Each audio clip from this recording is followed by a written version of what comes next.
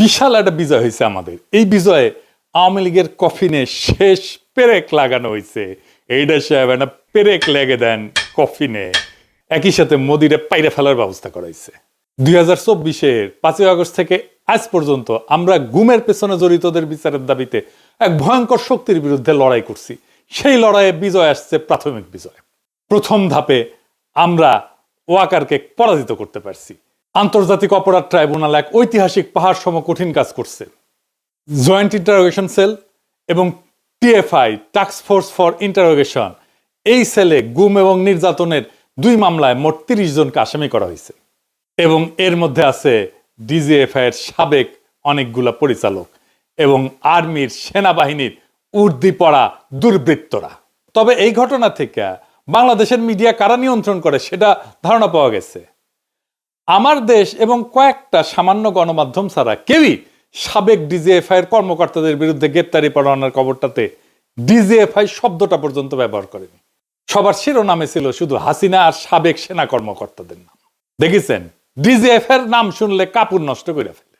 এই জেনারেল ওয়াকার গুম খুনে জড়িতদের রক্ষায় আগামী নির্বাচনে সহায়তার আশ্বাস দেয়া বিভিন্ন রাজনৈতিক দল এবং ব্যক্তিদের নানা প্রস্তাব দিয়ে আসতেছিলেন। এমনকি কিছু মানুষকে সামরিক এলাকায় পিএনজি করাইছে। পিএনজি মানে জানেন তো, পার্সোনা নন গ্রাটা, মানে এদের সেনানিবাসে ঢুকতে দেওয়া হবে না। ওয়াকার তো পারলে তার বোন কাটাল রানীর ক্ষমতায় রাখতো। এখন ও যাই করুক, ব্যর্থ হবে। কারণ সে মিত্র হিসেবে বেছে নিচ্ছে কালপ্রিটদের, দুর্বৃত্তদের, এবং তার মিশন হইতেছে দুর্বৃত্তদের রক্ষা করার। যাই হোক, আগে জেনে নি আসলে গুম সংক্রান্ত কি বিশাল অপরাধ হাসিনা আর তার দলবল করেছিল।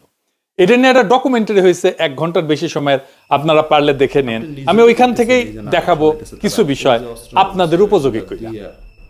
ওয়াকার কি কি ঝামেলা করেছে, কেন করেছে, আর ওয়াকারের জন্য কি অপেক্ষা করতেছে সেটাও আমরা এই আলোচনায় জানবো।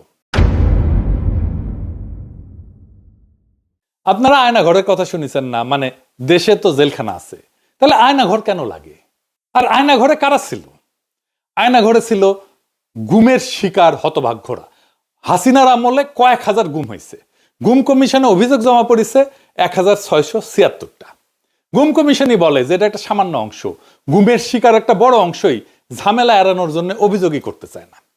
শোনান এডিটর সাহেব কি বলে গুমের শিকার ব্যক্তিরা। ওই ওপেনলি ওইভাবে সাক্ষাৎকার দিব না, কারণ ওটা এভিডেন্স থেকে যাবে। আমার আজ হোক কাল হোক আমার তো আসলে পরেরটাও চিন্তা করা লাগবে, ফ্যামিলি আছে। এমনি তো অত্যাচারের শিকার হয়েছি, গুম ছিলাম, মিথ্যা মামলা নিয়ে জেলে ছিলাম, এখনো স্টিল নাও হাজিরা দিচ্ছি। ওই 16 সালে গুম হওয়ার কনসিকুয়েন্স এখনো বিয়ার করতেছি। আমার ফ্যামিলি স্টিল নাও সাফারার, আমার ক্যারিয়ার ধ্বংস, সবকিছু হয়ে গেছে। শুনলেন তো? তো জেলে নিতে হইলে তো একটা প্রসিডিওর লাগবে, আদালতে নিতে হবে, আপনি জামিনের আবেদন করতে পারবেন, উকিল নিয়োগ করতে পারবেন। সবার উপরে আপনার বিরুদ্ধে তো অভিযোগ লাগবে একটা, যে আপনি একটা অপরাধ করছেন, তাই না? প্রমাণ লাগবে। যার বিরুদ্ধে অভিযোগই নাই তারে কি করবে? যেমন ধরেন ব্যারিস্টার আরমান, সে তো কোনো অপরাধ করেনি। ব্রিগেডিয়ার আজমি, সে তো কোনো অপরাধ করেনি। হুম্মাম কাদের চৌধুরী, সে তো কোনো অপরাধ করেনি। তাদের তো জেলে দেওয়া যাবে না, গ্রেপ্তার করা যাবে না। তাদের রাখতে হবে এমন একটা কয়েদখানায় যেখানে দেশের আইন আদালত কিছুই কাজ করবে না, সব গায়েব করে দিবে। যারা হাসিনার শাসনের জন্য চ্যালেঞ্জ, তাদের জন্য আয়নাঘর। এবং এই আয়নাঘর করছে বাংলাদেশ রাষ্ট্রের বাহিনীগুলা। সেখানে পশুর মতো রাখতো মানুষদেরকে। আর আয়নাঘর একটা না, সারা দেশে ছিল 800 আয়নাঘর। দেখেন, প্রত্যন্ত অঞ্চলেও এরকম অনেক আয়নাঘর ছিল। আমরা জেনেছি এটার সংখ্যা কয়েকশো, মেবি 700 থেকে 800। সবচেয়ে বড় আয়নাঘর যেটা, সেটা ছিল ঢাকা ক্যান্টনমেন্টের ভিতরে। এখানে কাউকে বছরের পর বছর আটকে রাখা হইতো। কাউকে কিছুদিন আটকে রাখার পরে মনে করা হইতো তারে আর বাঁচায় রাখা যাবে না, তাহলে হয় মাইলে ফেলা হতো, ক্রস ফায়ার সাজায়, অথবা মৃত্যুটাকে দুর্ঘটনা সাজায় দেখানো হইতো। শোনেন, নতুন যারা অফিসার সংযুক্ত হতেন র্যাবে বা র্যাব ইন্টেলে, তাদেরকে বলা হতো 2 একজন মোরগ নামাও বা প্যাকেট নামাও, গুলি করো।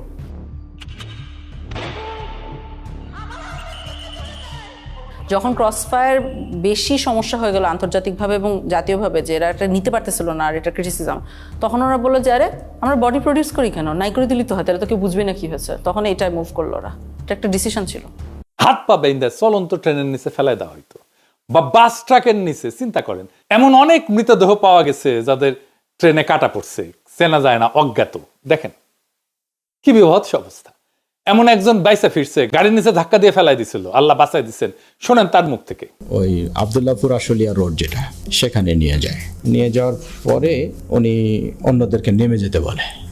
নামার পরে আমাকে যে কানে কানে বলতেছে, ভাইজান আমাকে ক্ষমা করে দিয়ে দেখেন, আপনাকে তো চলন্ত গাড়ির সামনে ফেলে দেওয়ার জন্য বলা হয়েছে। হঠাৎ করে মানে আমাকে ধাক্কা দেওয়া হলো এবং আমি খেয়াল করতেছিলাম যে গাড়ি শব্দ আসতেছে। তো আমি তো তখন ধরে নিয়েছি যে আমি শেষ, আমি পড়ে গেছি। পড়ে যাওয়ার পর মানে পড়ে যাওয়ার পরেও দেখতেছি যে আমি বেঁচে আছি। আমার তুলে ধরে বলছে যে আপনি ভয় পাবেন না, আপনাকে তো আমরা রাস্তায় ফেলে দিয়েছি, কিন্তু গাড়িটা পাশ দিয়ে চলে গেছে। তাহলে আমি টের পাইছিলাম যে গাড়িটা যখন জোরে খুব রানিং এ আসতেছে, আবার যখন ফেলে দিবে ব্রেক শক্ত করে ধরে পাশ দিয়ে টা করে শব্দ হয়, যেটা ঠিক সেই শব্দটাই আমার কানে আসছে। এইভাবে অজ্ঞাত ব্যক্তির লাশ পাওয়া যেত ট্রেনে কাটা পড়া। রেলে কাটা পড়লে হয় কি, দায়ী কিন্তু কাটা মানুষ, কাটা পড়া মানুষ। বাংলাদেশের আইনে কারো দোষ হয় না, সেজন্যই ট্রেনের নিচে ফেলাই দিত। কাউকে ইনজেকশন দিয়ে অজ্ঞান করে ট্রেনের নিচে ফেলাই দিত, গাড়ির নিচে ফেলাই দিত। কি অবস্থা চিন্তা করেন। তো যদি ডেড বডি পাওয়া যেত তাহলে তো বিপদ।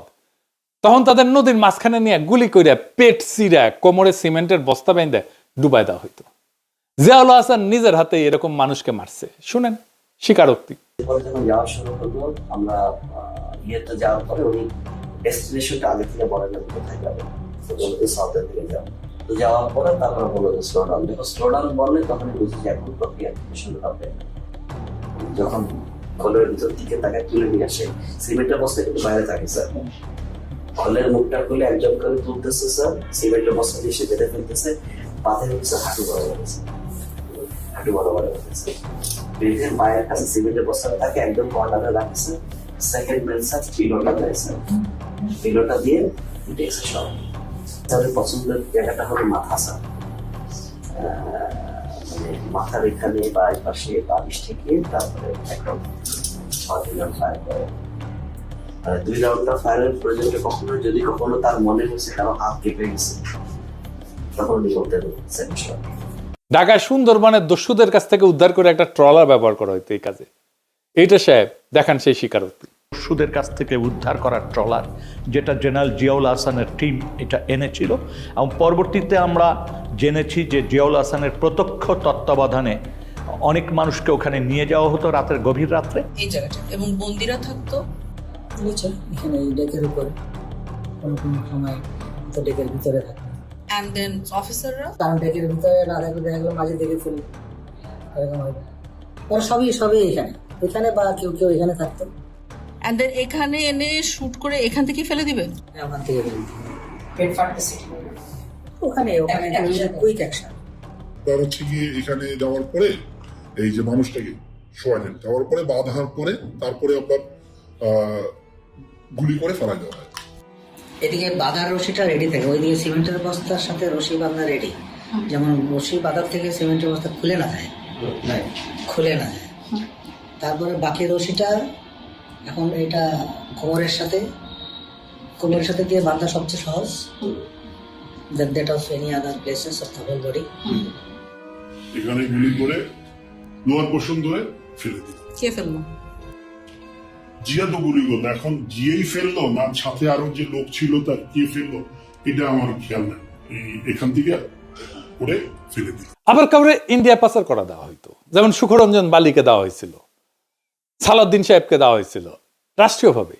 এইখানেই ধরা খাবে মোদি আর তার বাহিনী। এইসবের মধ্যে মূল ভূমিকা পালন করছে সেনাবাহিনীর কর্মকর্তারা। ওইখানে নিয়ে 2টা লোক আইছিল হুন্ডাই করে, বললো তোর পার করে দেব, তারপরে তুই ওই জায়গায় কতদিন থাকবি, আবার আমরা তো আবার ব্যাগ নিয়ে আসবো। ওরা আবার ওই দেশ থেকে কারা যেন আসছে স্যার, আপনার ওদের ইন্ডিয়ানরা আসছে, ওরা 2জনকে দিল, আমরা 2জনকে দিলাম। মানে ওরা 2জন বন্দীকে দিল, আপনাদের বন্দী 2জনকে ওদেরকে দিয়ে দিল। যাদেরকে হ্যান্ড ওভার করলো ওদেরকে নিয়ে আবার কি করলেন? ওদেরকে নিয়ে স্যার রাস্তায় 2জনকে স্যার ক্রস ফায়ার দিয়ে ফেলাই দিয়ে আসছে। দুর্বৃত্ত কর্মকর্তারা শুধু একটা প্রমোশন, কিছু টাকা পয়সা কিছু ক্ষমতা, এটার লোভে এইভাবে খুনি হয়ে উঠছিল তারা। তাদের সৈনিক বৃত্তিকে তারা জলাঞ্জলি দিছিল। তারা সৈনিক ছিল না, তারা এখনো সৈনিক না। সেনাবাহিনী এদেরকে পালতে পারে না। আজকে ওয়াকার বলে সেনাবাহিনীর মরাল নষ্ট হবে। ও তো সেনাই না, ওই তো সৈনিকই না। মরাল কিসের নষ্ট হবে? ওরা রাখলেই তো সেনাবাহিনীর মরাল নষ্ট হবে। ঢাকার আয়নাঘর ছিল ডিজিএফ এর আন্ডারে, ক্যান্টনমেন্টের মধ্যে। র্যাবের সেনা কর্মকর্তারা এই গুম আর খুনের কাজগুলো করছে। এদের বিরুদ্ধে গ্রেপ্তারি পরোয়ানা জারি করা হয়েছে, সকল প্রমাণ জোগাড় করে মামলা করা হয়েছে। এইটায় ওয়াকারের পুচ্ছে আগুন ধরে গেছে এখন। কেন? কারণ ওয়াকার জানে এইভাবে ধরতে ধরতে ধরতে ধরতে ধরতে তার ফাঁসিকা ফান্ডা আসতেছে। ওর গলা তো ফাঁসির ধরি জ্বলবে। সে নিজেও তো 2024 জুলাই আগস্টে ছাত্র জনতার বিক্ষোভের বিরুদ্ধে সেনা নামাইছিল। তারা গুলিও করছে, মানুষও মারছে। এর দায় তো ওয়াকারের। সৈনিক আর জুনিয়র অফিসাররা গুলি চালাইতে অস্বীকার করার জন্যই ওয়াকার তার আপারে বাঁচাইতে পারে নাই। এতে ওয়াকারের বিন্দু মাত্র কোনো ক্রেডিট নাই। এই ওয়াকার আয়না ঘরের সব এভিডেন্স নষ্ট করে ফেলছে। এভিডেন্স নষ্ট করা আর একটা অপরাধ। ক্যান্টনমেন্টের এলাকার মধ্যে যদি এভিডেন্স নষ্ট করা হয় আয়না ঘরে, কার সেটা দায়িত্বে পড়ে? তার জিম্মায় থাকা জেনারেল মুজিব পালাই যেতে দিচ্ছে। তারা গ্রেপ্তার করা হয়েছিল, রাখা হয়েছে ক্যান্টনমেন্টে, পালাই গেছে। কার দায় তাহলে? এই মুজিবের নামে ওয়ারেন্ট বাড়াইছে, এখন আশ্রয় দিছে পুলিশ আর আওয়ামী লীগের নেতা কর্মীদের ক্যান্টনমেন্ট গুলোতে। তাদের পালাইতে সাহায্য করছে। আরাফাতকে তো পালাইতে সাহায্য করছে ওয়াকার। আরাফাত ধরা পড়েছিল, নিউজ বাড়াইছিল, কেমনে পলাইলো? তারপরে আয়নাঘর ভিজিট করতে দিবে না ওয়াকার প্রফেসর ইউনুসকে, বাধ্য হইয়া দিছে। এই যে জেনারেল আকবর, যার নামে আজকে ওয়ারেন্ট বাড়িয়েছে, সে গুম কমিশনে স্বীকার করছে, সাক্ষ্য দিছে, তাকেও পালাইয়া যাইতে দেওয়া হয়েছে। দেখান এডিটর সাহেব তার সাক্ষ্য দেখান। এই প্রসেসের পিকে প্রাইম মিনিস্টার্স অফিস, অনেক সময় ওনার পক্ষ থেকে ডিফেন্স অ্যাডভাইজার ছিল, তো উনিও মাঝে মাঝে ইন্টারফেয়ার করতেন, কথা বলতেন, আদেশ নির্দেশও দিতেন। So out of the way I went to PM and requested হার যে সালাউদ্দিন কাদের চৌধুরীর ফাঁসি হয়ে গেছে, তার ছেলেটাকে এটা করা হয়েছে, এটা খুব এটা দেখা উচিত। আমাদের মনে হয় ফ্যামিলিটা খুব broken and his relatives have request. আমি নিজে প্রিয়ামকে বলেছি, আমার সাথে মানে আমি 2বার ওনাকে বলেছি, এটা আমার নিশ্চিত মনে আছে। ছেড়ে দিব না, ছেড়ে দিব না, মানে আমি দেখি কি করা যায়। অ্যাডভাইজারকে তুমি বলছো, আমি বলছি। এবং ওনার কি ক্ষমতা ছিল তখন ওটাকে সমাধান করার? অর্থাৎ ধরেন উনি চাইলে কেউ বের করে দিতে পারতো? পিএম চাইলে হবে না, মানে এটা উনি যা চাইবে তাই হবে। এইটাই তো প্রথম গ্রেপ্তারি পরোয়ানা না, এর আগেও গ্রেপ্তারি পরোয়ানা হয়েছে সেনা অফিসারদের বিরুদ্ধে। কাউরে গ্রেপ্তার করতে দেয় নাই ওয়াকার। সে বলে এতে সেনাবাহিনীর মরাল নষ্ট হবে। যুক্তির মায়েরে বাপ। নিজেরা নিজেদের সৈনিক বৃত্তিকে কলঙ্কিত করছে, নিজেকে নিছক একজন ঠান্ডা মাথার খুনি বানাইছে, তাতে মরাল নষ্ট হয় না। ক্যান্টনমেন্টের মধ্যে আয়না ঘর বানায় রাখলে মরাল নষ্ট হয় না। মোটা আজিজকে শেখ হাসিনার বডিগার্ডের ভাই কোটায় আর মোটা ওয়াকারকে জামাই কোটায় সেনা প্রধান বানাইলে মরাল নষ্ট হয় না। বিডিআরে 57 সেনা অফিসারকে ইন্ডিয়া খুন করাইলে মরাল নষ্ট হয় না। কয়েক মাইল দূর থেকে বিডিআর হেডকোয়ার্টারে কাউকে রক্ষা করার হিম্মত দেখাইতে না পারলে মরাল নষ্ট হয় না। ব্রিগেডিয়ার আজমিকে আয়না ঘরে আটকায় রাখলে মরাল নষ্ট হয় না। আর তারে যে বছরের পর বছর যেই সৈনিকেরা পাহারা দিছে, তারা দেখে নাই একজন নিরাপরাধ চৌকস উচ্চ পদস্থ সেনা অফিসারকে বিনা আইনে এইভাবে বন্দি করে রাখা হয়েছে, তাদের মরাল নষ্ট হয় নাই? তারা কথা বলে না এটা নিয়ে তার পরিবারের সাথে, তার বন্ধু বান্ধবদের সাথে, তার কলিগদের সাথে? নারায়ণগঞ্জে কন্ট্রাক্ট কিলিং করে 7 জনকে মাইরা শীতলক্ষায় ভাসায় দেওয়া মরাল নষ্ট হয় নাই সেনাবাহিনীর? আবদার ধরিছে মার্শাল ল কোর্টে বিচার করতে হবে। কেন জানেন? মার্শাল ল আইনে গুম কোনো অপরাধ না, তাই মার্শাল ল কোর্টে বিচার করলে সবাই খালাস পেয়ে যাবে। চিকনা বুদ্ধি আছে ওয়াকারের, শুধু বুড়ি মোটা না, মাথার বুদ্ধিও চিকনা আছে। কর্নেল ফারুক, মেজর ডালিমকে মার্শাল ল কোর্টে বিচার করা হয়েছিল। অপরাধ করলে বিচার হবে বাংলাদেশের আইনে। গত 15 বছরে সেনাবাহিনীর মরালকে ঘুমাইতেছিল। ওয়াকার জানে কই তার বিপদ, তাই সে আমাদের পিছে তার কুত্তা আর পোত বালকদের লাগাই দিছিল। এক পোত বালক তো তার হিরো বানায় আল জাজিরায় স্টোরি করেছে, আর আরেক পোত বালকের সাক্ষাৎকার দেয় ওয়াকার। এক সময় তো ওয়াকারের নিয়ে কিছু কয় যেত না, টেকা পয়সা ছড়ায়, বট বাহিনী লাগায়, এইসব পোত বালকদের দিয়ে ক্যাম্পেইন করায় নিজের বিপ্লবের হিরো বানায় ফেলেছিল। থাইল্যান্ডে গেছিল এই দুই পোত বালক একই টাইমে পেমেন্ট আনতে গেছিল কিনা কে জানে, জিগান। আমি শুনেছি ডিজিএফআই পেমেন্ট দিছে, থাইল্যান্ডে নিয়ে যায়। তবে ওইটাই লাস্ট পেমেন্ট। ডিজিএফআই ওই ফান্ড জয় বাংলা হয়ে গেছে। এটা সিম্পল লজিক বা যুক্তি বুঝেন। হাসিনা বা আওয়ামী লীগ যদি একজনের বিরুদ্ধে প্রতিশোধ নিতে চায়, তাহলে সেটা কে কে হবে? তালিকা করলে আমার নাম তো 1 থেকে 5 নম্বরের মধ্যে থাকবে। হাসিনা নিজে আমার নাম কইছে না, একবার না 2বার কইছে। সে আমার মাইরা ফেলাইতে বলছে, তার বক্তব্যে বলছে না শ্বশুর বাড়ি পাঠায় দিতে। আর ওদিকে সেই কি পিনাক ভট্টাচার্য, ও কিন্তু ভট্টাচার্য না, ও কিন্তু হিন্দু থেকে মুসলমান হয়েছে। ও একদম জামাত ইসলামের নেতার মেয়েকে বিয়ে করেছে। ও এখন ও ভট্টাচার্য লেখে কিভাবে? ও তো ধর্মান্তর হয়ে গেছে। এটা তো কোনো আশা নাই, কোনো মিডিয়াতে জানতে হবে তাই সোর্সটা না, কারণ ওর শ্বশুর বাড়ি তো মানুষই যতদূর সম্ভব বোধহয় ত্রিশাল বা টাঙ্গাইলে না,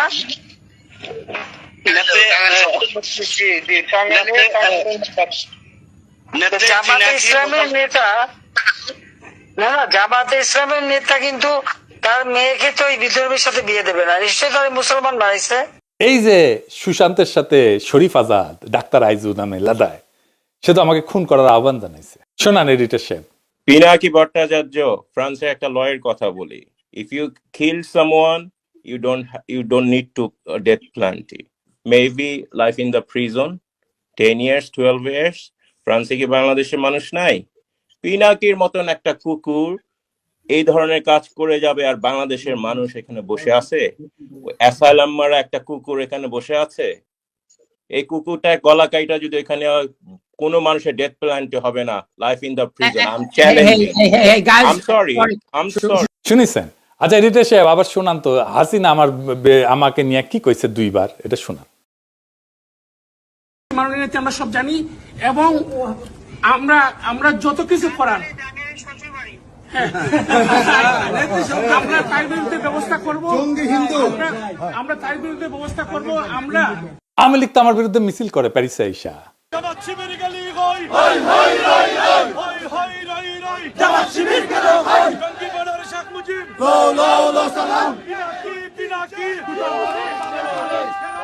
ইন্ডিয়ানরা আমার পছন্দ করে, আমার বিরুদ্ধে তো ইন্ডিয়ানরা পর্যন্ত কন্টেন্ট বানায় গালাগালি করে আমার পোস্টে এসে। দেখেন তো, নাস্তিক যেগুলো আছে সব কয়টা তো আমার গেলায়, তাই না? বাম যেগুলো আছে সেগুলো তো আমার গেলায়, তাই না? তো তাইলে বাম, ইন্ডিয়া, আওয়ামী লীগ, হাসিনা, নাস্তিক, এই যে গ্র্যান্ড একটা অ্যালায়েন্স, এইগুলো তো আমার শত্রু ঘোষণা করছে। তার মানে আমি গ্রেটার আওয়ামী ইন্ডিয়া যে শক্তি, তার বিরুদ্ধে দাঁড়ায় ফাইট করি। আমার চাইতে বড় অ্যান্টি আওয়ামী আর ভারতীয় আগ্রাসন বিরোধী ভয়েস কয়টা আছে?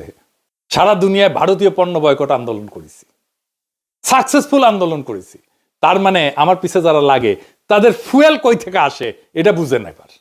সব কয়টা ইন্ডিয়ান লেসপেন্সার, এদের মিশন আমারে থামায় দেওয়া, পারে নাই? হ্যাঁ, পারবেও না ইনশাল্লাহ। কারো রাজনীতিটা পরিষ্কার থাকলে তারা থামানো যায় না, এটা তো সহজ কাজ না। যাই হোক, এই ওয়াকার আওয়ামী লীগরে মাঠে নামাইছে তো, সেনাবাহিনী একটা আওয়ামী লীগরে ধরছে, এটাও ধরে নাই। আওয়ামী লীগের মিছিলের পাশ দিয়ে আর্মির গাড়ি যায়, ভিডিও আছে। সেনাবাহিনী প্রেস কনফারেন্স করে, সেখানে হাসিনার গোয়াচাটা সাংবাদিকরা প্রশ্ন করে, বিদেশ থেকে ইউটিউবাররা সেনাবাহিনীর বিরুদ্ধে বিষোদ্গার করে, আপনারা কি করতেছেন? আমি বলে দিই উত্তরে, সাংবাদিকের বাচ্চা বালটা করবে আমাদের। আর সেনা অফিসার যে উত্তর দেয়, গাইগিলকেরা উত্তর দেয়, আপনারে কইতেছি এইসব প্রশ্নের বালসালের উত্তর দেবেন না। ওই সাংবাদিক তো কখনো প্রশ্ন করলো না হার্পিক মজুমদার যে অস্ত্র হাতে যুদ্ধ করার কথা কইলো রাষ্ট্রের বিরুদ্ধে, এই ব্যাপারে সেনাবাহিনীর মতামত কি? জানেন না এই হার্পিক যে অস্ত্র ধরে যুদ্ধের কথা বলছে, একবার না একাধিকবার বলছে। আজ শোনেন একটা। আমি আবারও আপনাকে বলি যে সশস্ত্র সংগ্রাম, গেরিলা প্রস্তুতি, এগুলো আমাদের জন্য জরুরি এবং সেটা আমাদেরকে ভাবা শুরু করা উচিত। আমি মনে করি বাংলাদেশ আওয়ামী লীগের এসব পুতু রাজনীতি করার সুযোগ নাই। আমরা দেখব যদি ভালোই কাজ হবে, কিন্তু দেশ যদি এইভাবে পাকিস্তানের দিকে চলে যেতে থাকে, সশস্ত্র সংগ্রাম এবং আমাদেরকে এই গেরিলা সংগ্রাম বা আরেকটা মুক্তিযুদ্ধ ছাড়া আমাদের কোনো রাস্তা নাই। আমার কথা স্পষ্ট, কোনো রাগঢাক নাই, এবং অস্ত্র হাতে যুদ্ধ ছাড়া আমি অন্তত পক্ষে কোনো উপায় দেখি না, এবং সেটা আমরা করব। কইছেন এটা নিয়ে সাংঘাতিক হাসিনার গোয়াচাটা সাংঘাতিক। ওয়াকারের এখন একটাই চিন্তা, যেন বিচারের মুখোমুখি হইতে না হয়। তো ফাইনালি ওয়াকার কি করছে সেটা দেখি। এই জেনারেল পর্যায়ে শীর্ষ দুর্বৃত্ত কর্মকর্তাদের বিরুদ্ধে মামলা করায় খুবই গোসা করেছে জেনারেলরা, পেটমোটা জেনারেলরা। সেনাবাহিনীর টপ অফিসাররা জরুরি সম্মেলন বসছে আজকে যখন রেকর্ড করেছি। ওয়াকার সহ 56 জন জেনারেল এই যে আইসিটি যে আদেশটা করছে, যে আদেশ জারি করছে, তীব্র প্রতিবাদ জানাইছে। পরিস্থিতি অন্যদিকে মোড় নিতে পারে। প্রাক্তন সেনা প্রধানদের আর্মি হেডকোয়ার্টারে ডাকা হবে জানা গেছে, এবং প্রাক্তন সেনা প্রধানরা কেউ যাবেন না ওইখানে। এবং এটা নিয়ে যদি কিছু করতে চায় ওয়াকার, তবে প্রফেসর ইউনূসকে আমি বলবো জরুরি ভিত্তিতে দেশবাসীকে অবহিত করার জন্য। ওয়াকার সেনাবাহিনী ইনস্টিটিউটটার এই খুনি জেনারেলদের রক্ষায় নামাবে, এই তার খায়েশ। সে মনে করে তাইলে আসলে সেও রক্ষা পাবে। আমি আজকে কয়ে দিলাম, সেনাবাহিনী এটা করতে গেলে ধ্বংস হয়ে যাবে। এই গুম যারা করছে তাদের সন্তানদের কান্না শোনেন নাই? এডিটর সাহেব শোনান।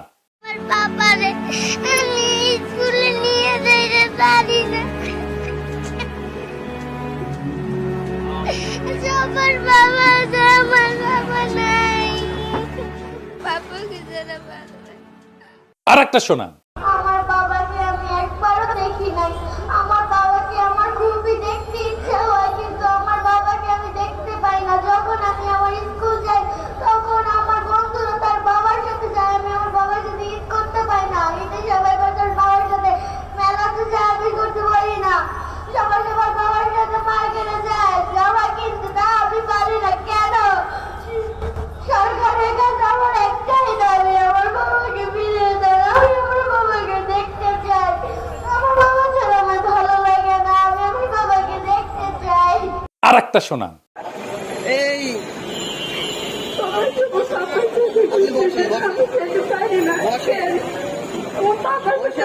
করতে বলছে,